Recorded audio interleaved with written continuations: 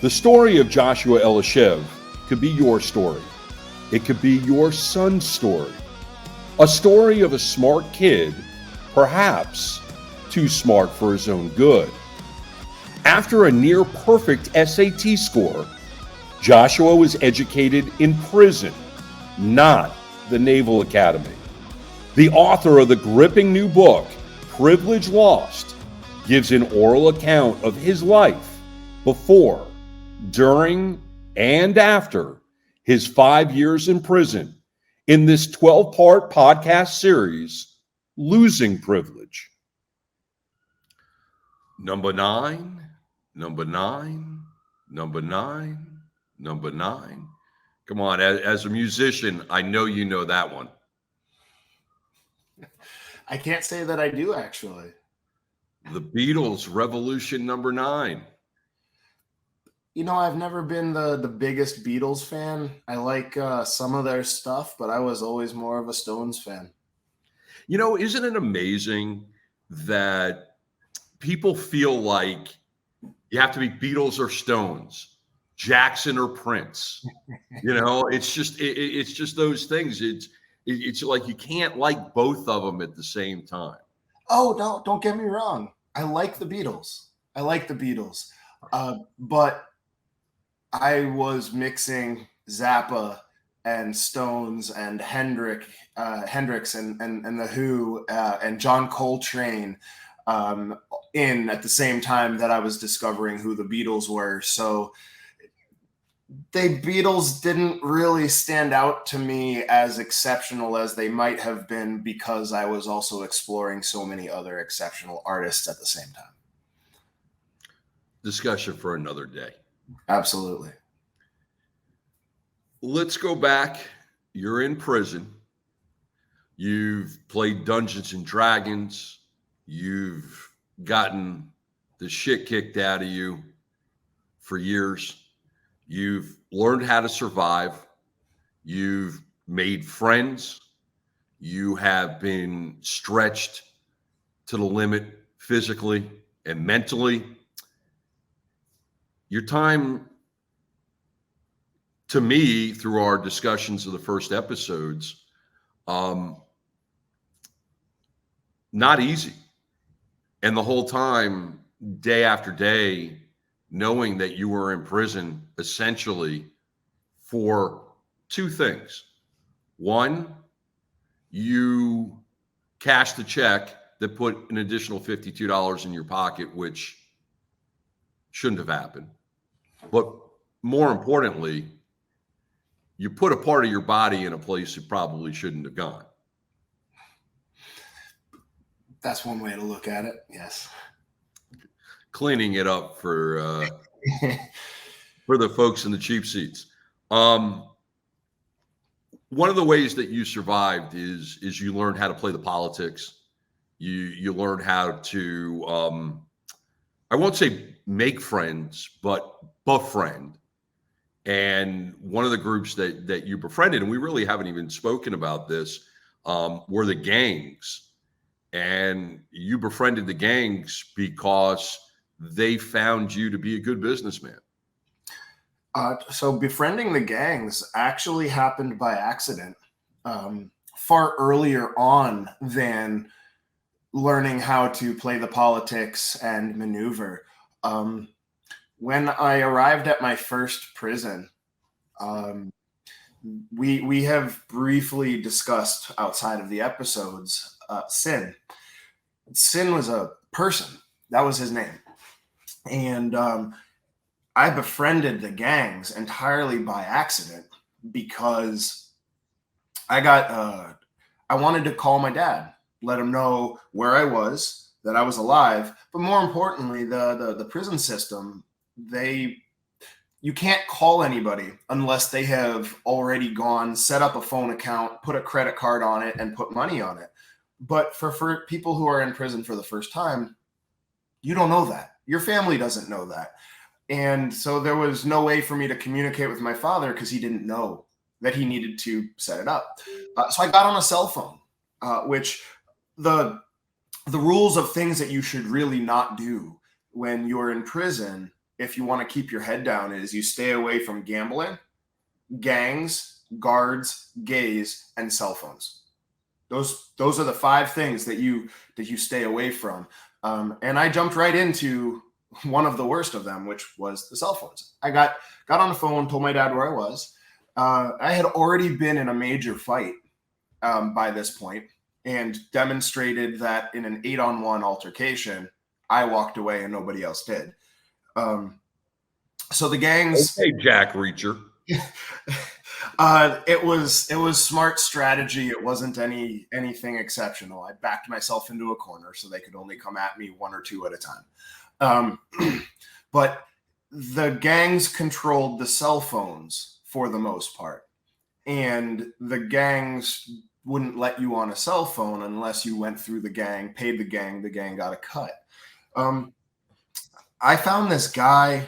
I didn't know who he was. Skinny white guy, glasses, nerdy, kind of like Harry Potter with tattoos, actually.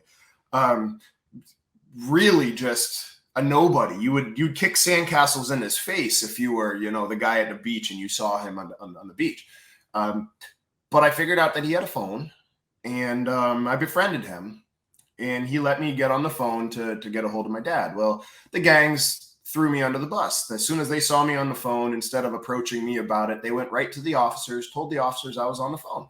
Officers came in. I was new enough to prison. I didn't know any better. So I got caught red-handed, phone against my face. So deer in the headlights. Like, I totally froze. 4 or 5 years later, if the same thing had happened, I would have just thrown the phone across the dorm under the bunk. That's what you said. I got to ask you this question, though. You said that that was using a phone was the only way to let your dad know how to reach you. You couldn't have sent him a letter? No, because in order to send a letter, you have to have money to buy stamps. And how could I get money to buy stamps without telling my dad that I needed money to buy stamps? If I could, you could have gambled, which is one of the 5 sins. So I was new enough there that I didn't know any way to get what I needed other than walking up to the canteen window and buying it. Like, my head at that point was, these are the rules. This is the way that they say you have to do it. So this is the only way. I was not thinking outside the box about breaking the rules until the cell phone. The cell phone was my first real foray into bending or breaking clearly defined rules in order to get what I needed to survive. So I'm going to fast forward a little bit. They caught me with the phone, and immediately they put handcuffs on me and they started taking me to confinement. Well, phones are an investment. Somebody paid about $1,000 to get their hands on that phone, even if it was a $10 convenience store burner phone. And so Sin was the owner of the phone. So he couldn't lose $1,000 because he would have eventually had to answer to somebody. And that was part of how he made his money. So he told the officers that even though they caught me with the phone, it was his phone. They needed to take him to confinement too. Not instead of, along with. So they took both of us to confinement. Now, they had been coming for him for a long time. He'd always managed to avoid getting busted with it. So the fact that he just volunteered himself up, the officers were beside themselves with glee. Now, the officers, they put us in the same room. And they did that knowing that Sin was not only a gang member, he was the shot caller. He was the #1 highest ranking gang member on that entire compound. Everybody in Folk Nation answered to him on that compound. And for people who don't know, the 3 largest gangs in the United States are Bloods, Folk Nation, and the Latin Kings. So Bloods are usually out on the West Coast, is Chicago on eastward, and then the Latin Kings are just kind of along the southern border. So Folk Nation comprised the largest portion of gang population. So he had a lot of pull.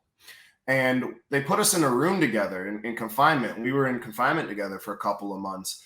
And at first, he forced me to fight him every single day, 3 or 4 times a day.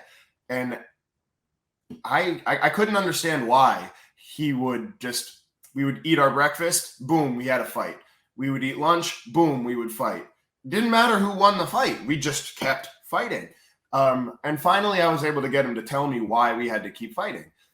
Until I paid him $1,000 or gave him another phone, he had a obligation, according to gang policies, to get it in blood, right? One way or another, he had to get his money back. He had to save face. He had a reputation to uphold. Well, a couple of months in, our fights had gotten less and less real, right? It got to the point where we would sit side by side on the bunk, beat on our chests, and make grunting noises like we were fighting, just so that the other people who could hear but not see thought we were still fighting, so that he could save face, because we started to get along.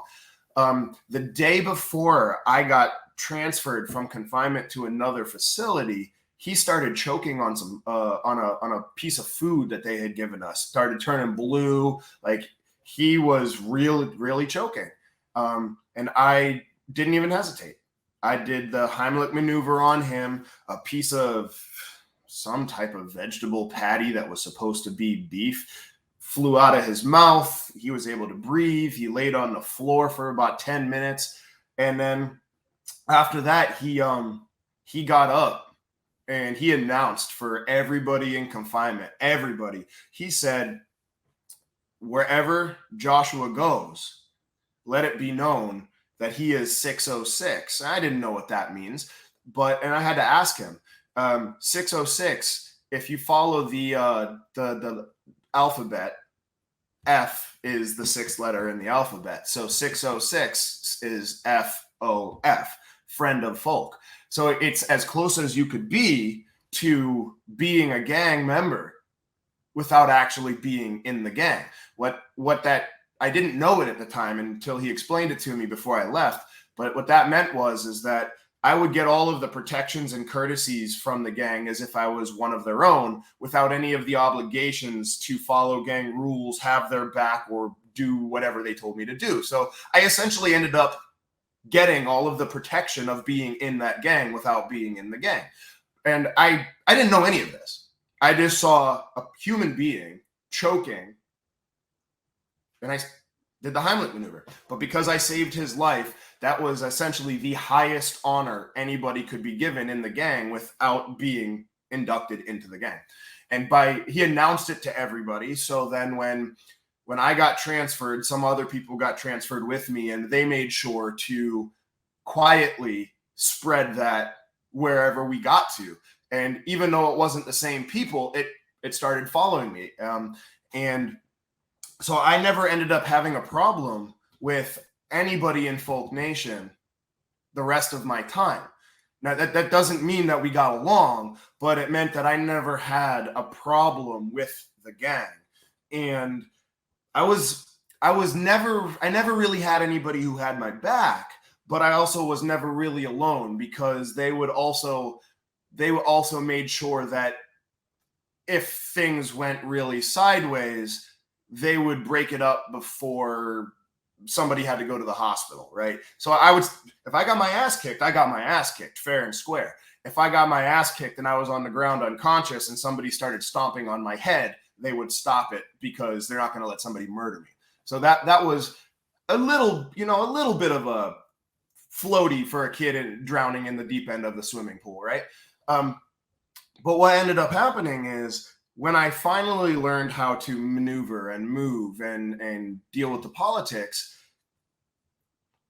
the other gangs knew that I was somebody who didn't care what gang you were or who you were affiliated with. I was going to do right by everybody. That's how I got that honor with this gang. And so the Latin gang members, the Latin community in general, forget about the gangs, the Latin communities in general in prison were the only ones that generally had a sense of community. Everybody else was out for themselves, unless they had to band together for gang-related stuff. But if a Hispanic person walked into a dorm, brand new, doesn't know anybody on the compound at all, 5 people are going to come up to them. Here's some soap. Here's some food. Here's some stamps and envelopes. Anything else you need. Like, it didn't matter whether you were Puerto Rican or Cuban or Mexican or Chilean, you were Hispanic, you were Latin, and they closed ranks. Well, that also meant that the Latin gangs kind of functioned in the same way. They had a tighter sense of community, and what was good for the community was good for the individual. And the shot caller for the Nietas, which was a Puerto Rican gang, he worked in laundry with me, and he was in the room next to me, and he came to me.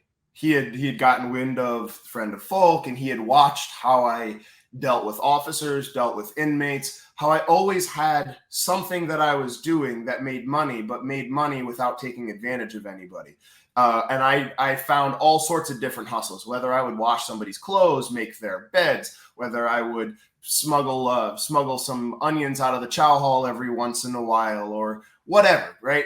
When I worked in laundry, I did special wash. You wash 1,000 people's stuff in one washing machine in bags. You're just washing them in other people's sweat and grime. Special wash, you pay me a substantial amount of money, and I do one extra load of laundry after everybody else is done, and you may have 2 or 3 people getting their stuff washed completely loose that gets really clean. Maybe I even throw some of that ultra rare commodity called bleach in there to get your clothes sanitized, right? Pay a lot of money. That's a hustle. And so this guy, he had seen this, and he came to me on behalf of all of the gang, and he said, I want to make an investment into you. Well, I'm sorry. I'm not interested in guys like that. Thanks, man. And and good nature. He was good natured about it, but he said, no, like don't try me with that again. But what I want to do is I want to give you a loan. I want to give you a loan because I've watched how you turn $1 into 100 virtually overnight. You pull money out of thin air, and I think that you can make a ton of money. I want to invest in you. Now, I don't want anybody to know that I invested in you, because then all of the other gang members are going to come to you and expect something for free, which defeats the purpose. But on behalf of the gang, I'm investing in you. The gang is going to get something out of this. He said, I'm going to give you make me a list, whatever you want to fill, whatever you want to start, whatever business you want. You make me a list. I'm going to get it from the canteen window. I'll get it from somewhere on the compound. I will fill your locker with whatever you need in order to generate more money. Whatever I give you, I just want double back. Whenever you get around to it, no deadline, double back. Well, that's a pretty sweet deal, right? I get bankrolled with no limit and no time requirement to pay it back. Sounds pretty good. The danger is if anybody ever stole from me or didn't pay me, I would have to come up with that money one way or another, which usually meant that I would have to fight that person first. And so I knew this going into it, but one day I came back from work, and there was this giant bag on my bunk. My roommate had said, "Hey, just so you know, one of the Latin guys came in, put this on your bunk, said you knew what it was for, and not to let anybody touch it. So I've sat here for an hour waiting for you, but it's yours now." So I took a notebook. I got my hands on a composition notebook, and I made nice columns. I had names, dates, quantities, items. I kept a detailed roster. You can't have a spreadsheet in there on Microsoft Excel, but I had an old school little black book, if you will, where I had all of my revenue. I had all of my outstanding debts. I kept track of everything, just like I was a business in the 1920s. And I let everybody know who came to borrow from me. Whatever I loan you, you have to pay me double back, right? I give you 1 soup, you have to give me 2 back. I give you $5, you have to give me 10 back. Within 7 days, every 7th day, it doubles again. So I loan you 1, you have to give me 2. On the 7th day, you now have to give me 4. On the 14th day, you now have to give me 8. It kept going, right? 8 became 16, 16 became 32. And after 4 weeks, I'm coming and I'm going to break something. That was my spiel. That was my shtick. That was literally the speech that I gave any person who came up to me. It is 1 for 2 back, and it doubles every 7 days. If you haven't paid me within 4 weeks, I am breaking something on your body. It buys you another week, but it still doubles again. Don't make me have to come hurt you. Just pay me. And I stayed on top of it. I had people that would come and borrow from me. I had some really good customers. In fact, my roommate was so great that he would take whatever he wanted. He would say, "Hey, Josh, I'm taking this," and I would say, "Great." He had his own hustle with drugs or tobacco or oral sex or something, and he did all sorts of weird stuff. He was bisexual, more gay than straight, and so I never knew what he was doing, but he always paid me back. But there were some people who weren't, and one of the things that I learned is not all money is good money. Not all business is good business, and there were some people that would come, "Hey, I really want to get this, man. My family gets welfare and food stamps on the 1st. They drop this much money. I got you." Well, it sounds pretty good, especially when you're offering to pay me more than you owe me. But I learned that not all business is good business, right? I had to fight a few times. I had some people borrow some stuff from me, what's really crazy is I had this young black kid, real athletic, muscle bound, early 20s maybe, that kept borrowing from me. And he would periodically pay back just enough to stay in my good graces, but not enough to clear his debt. So his debt got a little bit bigger, and then a little bit bigger, then a little bit bigger. And one time I finally went to him. He hit his month mark. I went to him and I said, "Look, man, you owe me a lot of money. You need to pay me. I don't have a choice here." And he said, "Get it in blood." Well, get it in blood is the prison terminology for, I'm not paying you. If you want it, you have to beat me in a fight. Get it in blood. And so I said, okay, if that's how it's going to be, it's how it's going to be. Well, a white supremacist, big old swastika on the back of his cue ball head, big old swastika on his chest, he refereed the fight. He came into the room. He refereed the fight between the black kid and the Jew. A white supremacist refereed the fight between the black kid and the Jew. It's crazy, right? Because you would think, he wants us to kill each other. 2 birds, 1 stone. And he stepped in. He jumped up, sat on the top bunk, pulled the door closed. And about 5 minutes later, the white concrete walls and white ceiling were bright red. They were painted with blood all over the place. I have a nice little scar right up here on my forehead from getting thumped. And he broke up the fight. He broke up the fight when I had this kid doubled over, and every time I hit him in the chest with my knee, pink frothy blood was spraying out of his mouth all over the place. And the white supremacist finally stepped in and was like, "That's it. He's done." Well, I found out afterwards why he refereed the fight. He didn't referee the fight because he wanted us to kill each other. He refereed the fight because he knew I was going home, and he wanted to make sure I didn't pick up a murder charge for killing this kid. So he refereed the fight to make sure I didn't kill him. Which all right, wait. Hold on a second. Guy's got a swastika on his chest, swastika on the back of his head, and he's looking out for the Jew? So much so that when I took my yarmulke off, he held on to it so that I could fight and not get blood on it. Okay. You had been at this facility for how long? At this point, I had been at this facility for probably about a year at this point. Was this guy, the referee, at the facility for the same period of time? Yeah, he was there. He was there when I arrived. And he went home. He went home a month before I did. And what's really ironic, you're going to really laugh about this, is 10 days before he went home, he found out that his grandmother had passed away. He got the obituary for his grandmother. His grandmother was a Holocaust survivor. She was a Jew. Turned his whole world upside down because the first thing he didn't know this. He had no idea that his grandmother was a Jew who had been in Auschwitz, and so it turned his whole world upside down because he had been in prison as an enforcer for the Unforgiven, a white supremacist gang, for 10 years.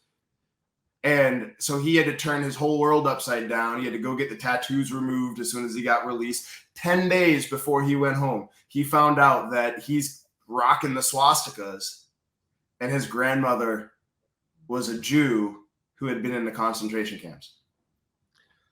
I mean, the amount of questions that I have just about that alone probably take up a whole nother podcast series. Let's just leave this part of the discussion with this question, which is, did he come to you when he learned this about his grandmother?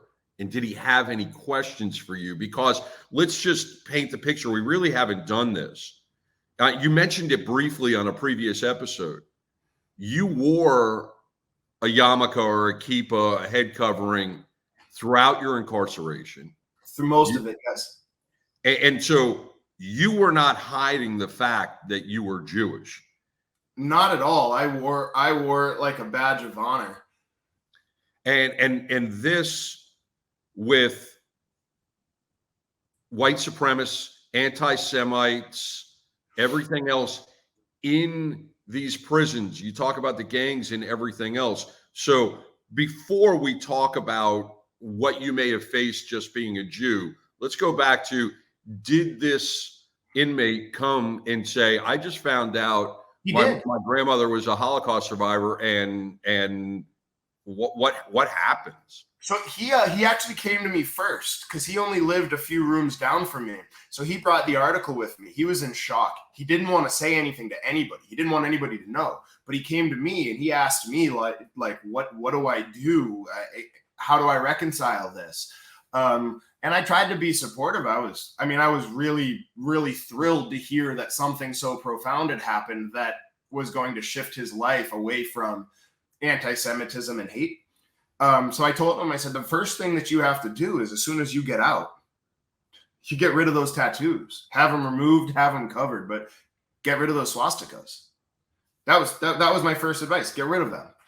And then once you've gotten rid of them, go to a synagogue, talk to a rabbi, learn what it means to be Jewish, study up on the Holocaust, learn a little bit about what the Jews went through.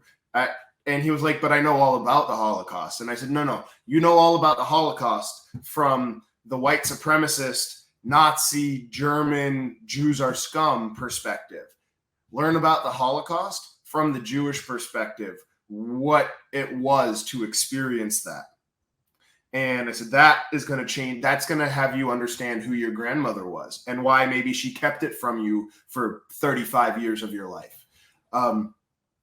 So that was the advice that I gave him. And then he just kind of stayed in his room for the next 2 weeks. Like, he didn't come out. He didn't talk to anybody. He was just so shook up by that he totally isolated for the remainder of his 2 weeks before he went home. And I actually touched base with him. I touched base with him like 9 months to a year later when I was home. I finally tracked him down. And he had gotten his tattoos covered, and he was living a really quiet lifestyle, little tiny cabin in the woods outside of Seattle somewhere, working at a shipyard or something. And he was learning about Judaism. He wanted to know more about where he came from and who he was without the anti-Semitism flavored information. So that was really profound. That was one of the more positive things that I ever witnessed transpire, because that changed somebody's entire life and took just a tiny little bit of the hate out of the world. So talking about hate, what hate did you in 5 years endure?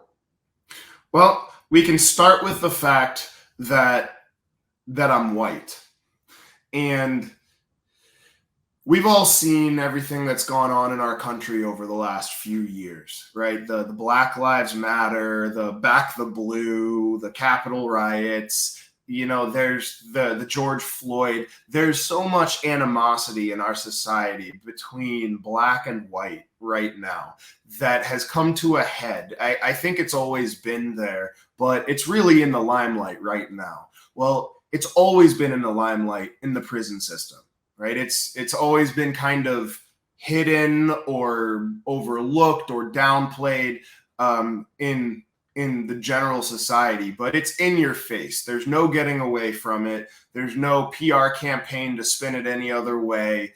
That in prison, it is the racial divide between black, white, and brown is the first and most definitive way that you experience hate.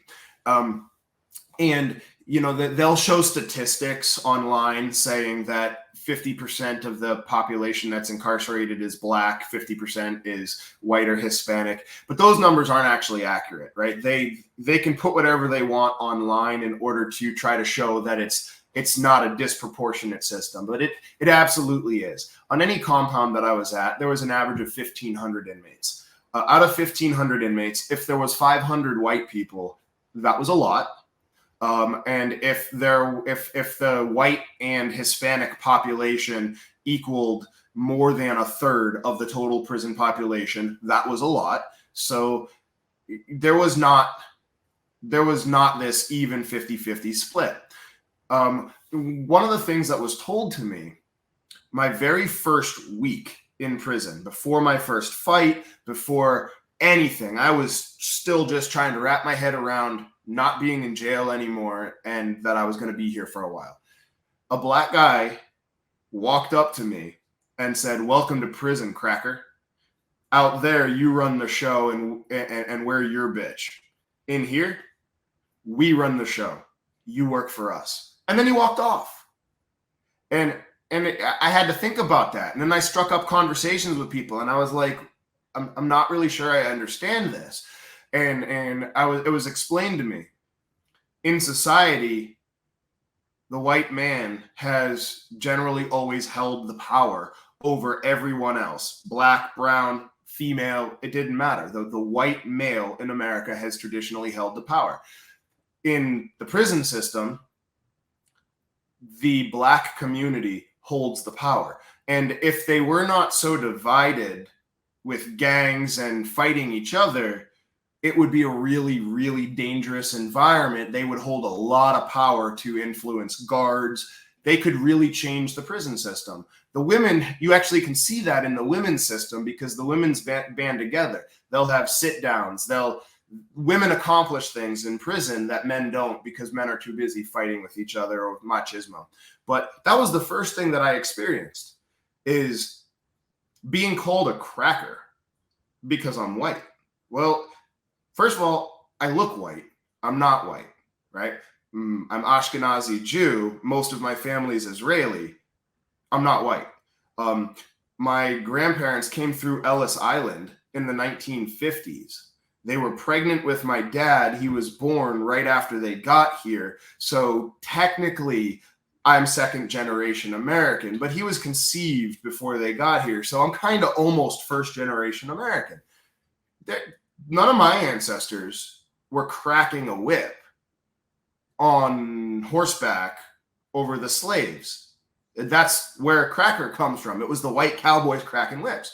So I was like, well, why am I being called a cracker? And then I would be called, a fuck boy, cracker fuck boy, fuck you, white boy. Like, why does me being white have anything to do with anything? So at that point, you go from the white guy, the cracker. Now you put a yarmulke on. Now you're the white Jew. But there's a reason for that. Because when I first got to prison, all of the white supremacists saw my cauliflower ear, they saw the Marine Corps tattoos, and they saw white skin, blue eyes. So what they saw was, they saw Scandinavian, Viking, looking guy with military tattoos, so disciplined, training, courage, and some experience fighting. They saw somebody they wanted on their side.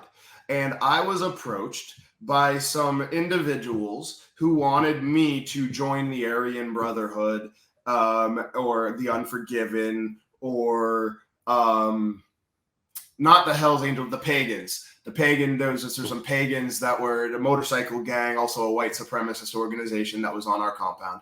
And they even tried to talk to me about a brotherhood, an organization, and holding ourselves to a higher standard than, and they used the N-word, and the holding ourselves to a higher standard than the blacks. And the word ignorant popped up a lot. And the more I listened to this, I was just like, this does not represent how I see the people around me. I might be better than everybody around me because I'm smarter, I'm kinder, I'm more compassionate, but I'm not better than the people around me because of the color of my skin, or because of where I'm from, or anything else that is physically defined. And the people around me are they're not inferior to me because of any physical characteristics, right? If I'm smarter than you, it doesn't matter where you're from and what color your skin is, I'm smarter than you. Academically, I am superior to you. But if I'm a fish, I can be the best swimmer ever. Tell me to climb a tree. A squirrel can do that better, right? And that's the way I look at it. Everybody was really good at something. I might have been superior intellectually or academically, but the color of the skin had nothing to do with it. So he was telling me he was going down. He had all this propaganda. And when he got to the end of it, I had to tell him, like, first of all, I'm already a member of the greatest brotherhood on earth. I'm a Marine. There's no organization that is going to hold more importance or prestige as far as I'm concerned. Why would I join anything other than that after having already been part of it? Second, I think you've got me mixed up with somebody else. I'm a Jew. And he looked at me and he was like, well, in prison, we don't actually hate the Jews. We hate the blacks. We just stand by the traditional hatred of Jews as our identity, but we don't hate the Jews. Hold on. You didn't know this, obviously. I didn't know this at all.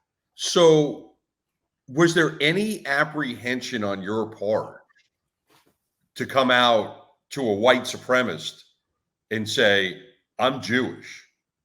No, because I've grown up surrounded by Holocaust survivors.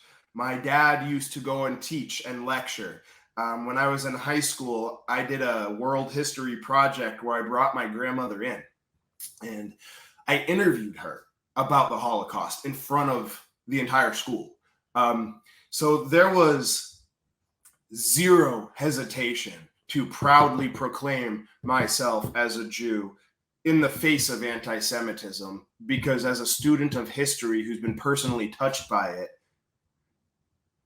I will never hide from the strength that my family and my people had to have in order to endure what they've been through and still be good people, seeing the best in everything and harboring no hatred towards the Germans, the Nazis, or any of the world that let it happen.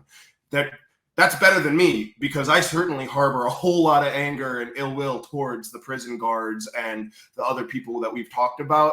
So my grandparents were better than I, but there was no fear whatsoever. What was the worst that was going to happen? You're going to kill me?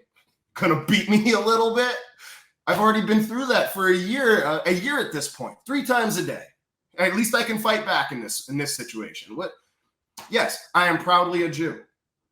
You're clearly a white supremacist. We are never going to be seeing eye to eye on ideology. And he was like, yeah, but you know that we don't really hate Jews in prison. We hate the blacks in prison. They outnumber us. They're ignorant. And I'm just sitting here like, how do I navigate this conversation without making an enemy, but without sacrificing any of who I was, because I certainly couldn't agree with this. I could not say, yeah, I agree with you. They're ignorant, they're dirty. I couldn't say that. That's not how I felt. And I very carefully said, you know what? I'll hold on to this. I'll look through it. I can't make you any promises. It's really not who I am. I'm not really interested, but I'll take a look at it. And he said, all right, well, I'll be right over there whenever you have any questions and whenever you're ready. And he went and he did his thing. And I pretended like I looked at it for about 5 minutes, and then I just left it on top of my neighbor's locker. I didn't even put it on top of my own. I just top of my neighbor's locker. So that was the first. That was the first thing that I experienced. The second type of hatred that I experienced was tied. It was connected to the fact that I was white, but indirectly. So if you have a martial arts background or a military background and you're around people that have grown up on the streets in the hood with gangs where violence and physical dominance determine masculinity and your worth as a man, the idea of martial arts is either a joke because they can't afford it, so it must not work because they haven't tried it, or a challenge to determine their worth as physical men against somebody who has training. Same thing with the military. So the cauliflower ear, the Marine Corps tattoos, the prevalence of cell phones meant that you could type in my name and it would pop up a newspaper article about, veteran gives back through self-defense lessons, and, that I studied martial arts all over the world. And so they see that and they're like, oh, this dude thinks he's a badass. Well, where it ties in with racism for being white, Netflix, TV, movies, they kind of make a joke about it where a black man would never be able to live down getting beat up by a white guy. Right?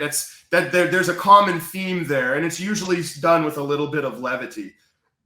But it is a reoccurring theme in a lot of comedy and shows. Well, it's not a joke in prison. The mentality in prison is that if you're black and you're from the hood, you're tougher than the white man. White people are all the, let me go get my Starbucks. Let me put my ascot around my neck. Let me go complain to the manager.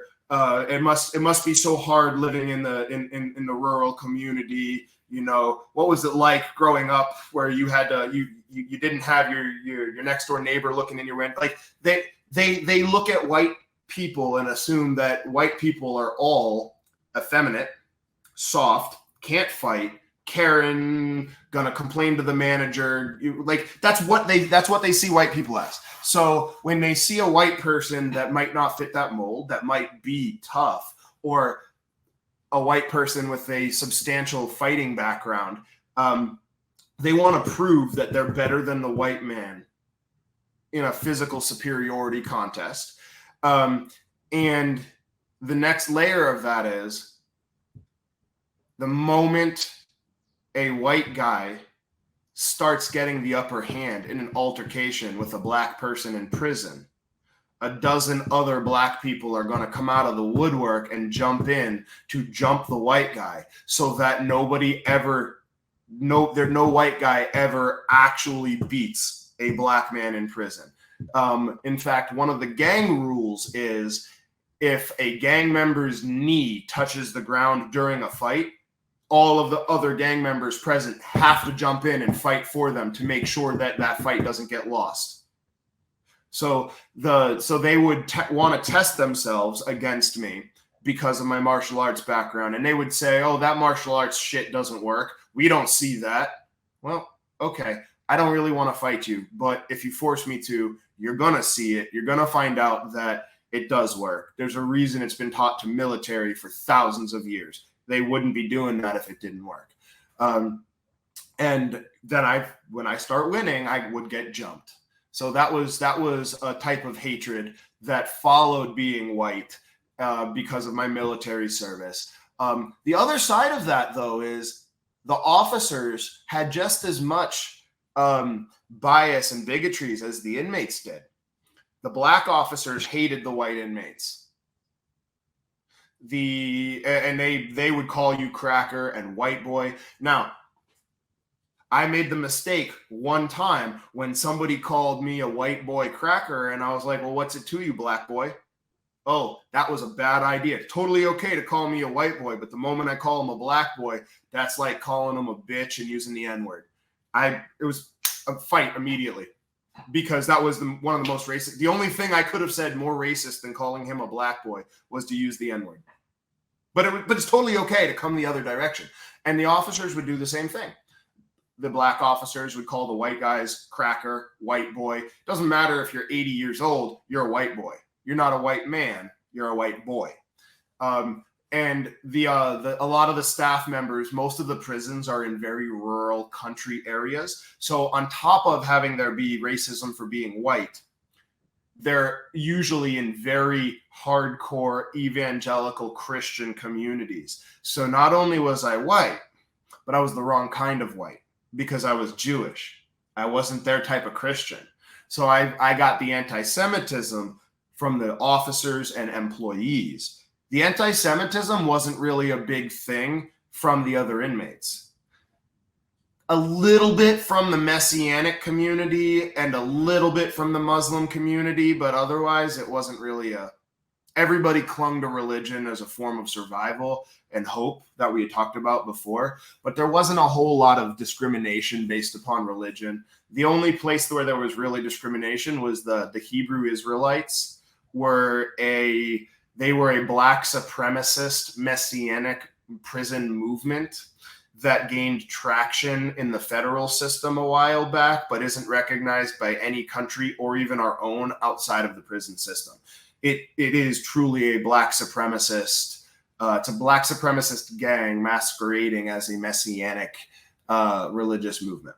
So there was racism there towards me for being Jewish, but that was really the only religious racism from inmates. Now, again, the officers, me being a Marine, was either a benefit or a major problem. It was never a neutral issue.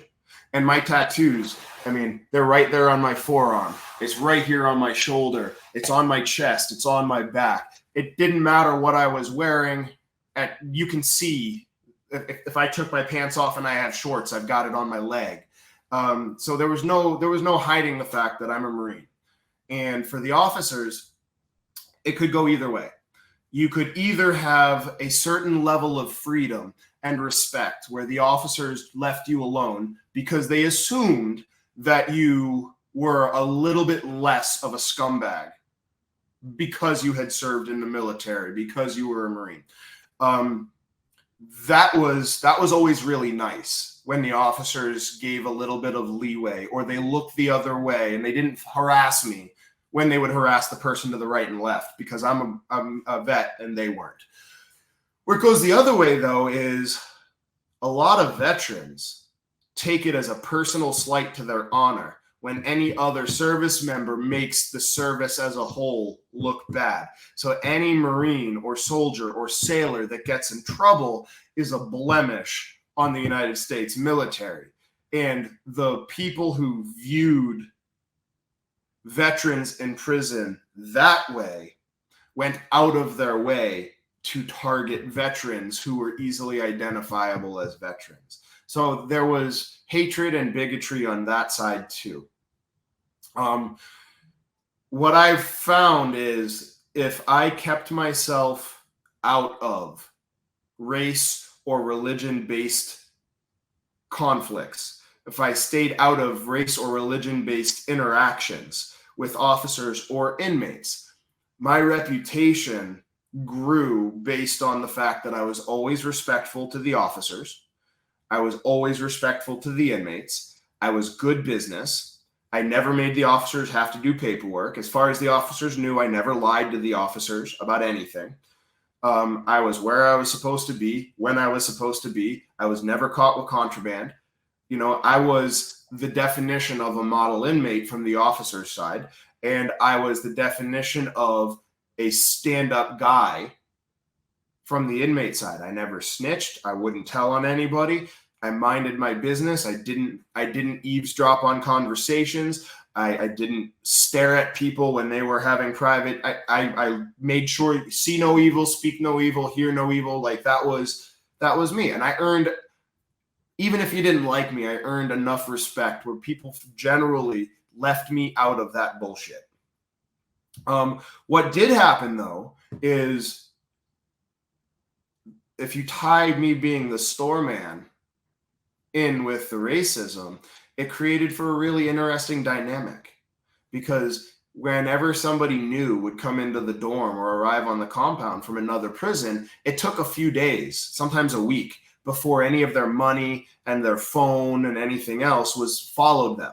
So they arrive with only what they can carry, and they don't have anything. Even if they had $1 million on their canteen account, it might take a week before they can touch it. And so those people always go looking for the store man. Let me borrow what I need because I know in a week I'm going to have enough to pay it back. So they would come in, and first thing that they always said when a new person walked into a dorm for the first time, "Hey, yo, who's the store man in here?" Of course, my hand always went up. Hey, that's me. Then they would come walking over. "Oh, this is going to be sweet. Store man's a white boy? I ain't paying him back." And as they would be walking towards me, you could see the big grin on their face. They saw it as an opportunity, right? Oh, we're getting over on this guy. Like 5 or 6 people along the way, especially if they knew each other from another prison, they would be like, "Yo, man, he ain't sweet. That is the wrong white boy. Like, do not borrow from him unless you plan on paying him back." And the conversation would go like this: "He's just a white boy. The fuck are you talking about? Not this white boy. Trust me, don't borrow from him unless you are planning on going to the hospital or paying him back. Hey, get the fuck out of here. He's just a dumb cracker." Okay, do what you want to do, but I warned you. Like that's roughly how the conversation went every single time that these guys would come in and say, "Who's the store man?" And I would borrow, they would come over to me and they'd say, "Hey, you got this, you got this." And I'd be like, "Yeah, sure." I'd pull out my notebook and I'd say, "What's your name?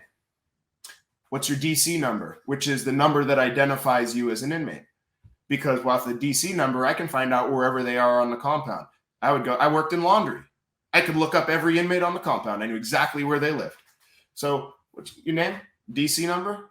What's your bunk? Cool. Here's today's date. This is what you're borrowing? Great. This is what's due. This is when it's due. Don't make me chase you down. It's double back. I will break something if you don't pay me in 4 weeks.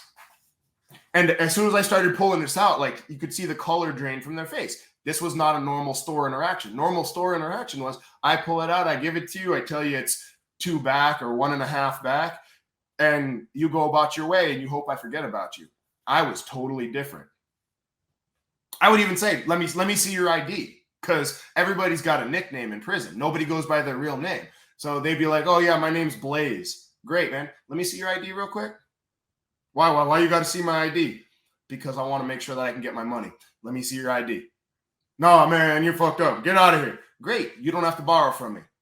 But if you want something that I've got, let me see your ID.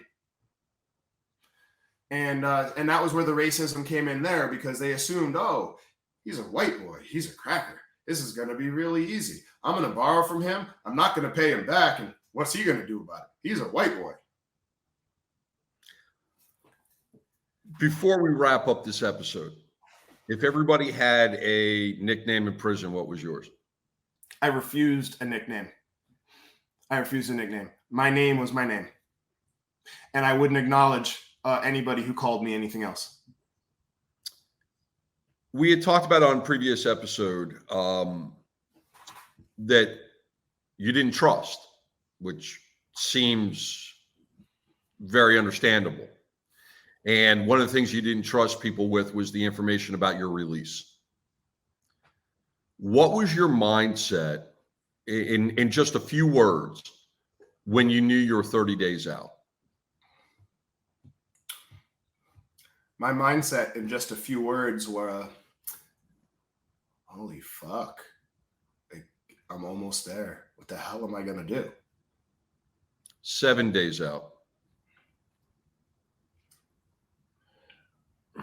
Am I going to make it? So much can go wrong. What am I going to do? The day before. Who will benefit the most from all of my stuff? I gave everything away to people who didn't have any family or any friends or any way of really making ends meet and surviving in prison. So that last day, I wasn't thinking about going home the next day. I was thinking about what final act of goodness or kindness I could do in a place this dark before I left. Who could I help one last time? And then I wanted to say goodbye to the few people that had made sure I survived to that moment. Did you sleep the night before? No, not at all. Not at all. I was up all night. Also, it was over 100 degrees. Plastic mattresses. I was laying in a puddle of sweat. I kept slipping off of my bunk anyway. I gave up. I gave up after about an hour, and I just sat there and talked to the kid that was in my room all night long. He stayed up all night and talked to me. When you walked out and you heard the cage close behind you and you realized you were on the outside, we're going to pick that up in the next episode.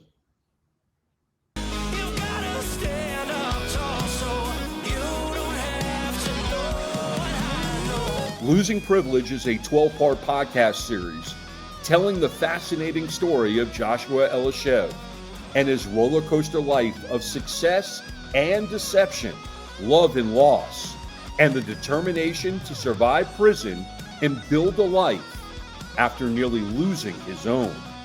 Visit JoshuaElishev.com.